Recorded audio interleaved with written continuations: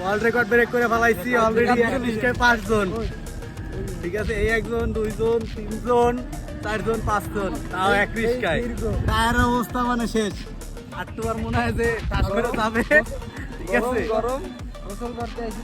গেছি গোসল করে যাই, যে পানি দেওয়া অবস্থা, এতে গোসল টোসল আর করা যাইবে না। পরে এখন মানে যাইতেছি যে আমরা রিস্কা মিস্কা করে ধুলে মুলে যাইতেছি, মানে রেকর্ড ব্রেক অবস্থা।